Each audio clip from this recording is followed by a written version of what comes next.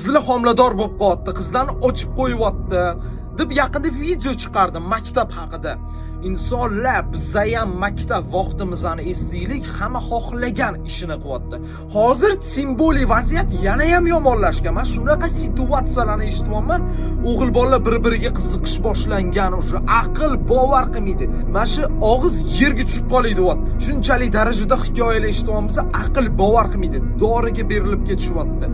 Qizlarga ham bitta gapim, lo'q bo'lmaylar, qo'pol qilib aytganda lo'q bo'lmaylar, hamma narsaga ishonib ketaveradigan.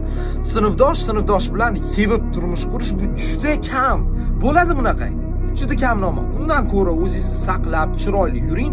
Vaqt keladi, yaxshi o'ringa chiqasiz, turmush qurasiz. Bolalar, maktab vaqtida agar vaqtingizni behuda ketkazadigan bo'lsangiz, bir umrga afsuslanasiz. O'sha ko'chaga chiqasiz, oila mas'uliyati tushadi, pul topish kerak bo'ladi-yu.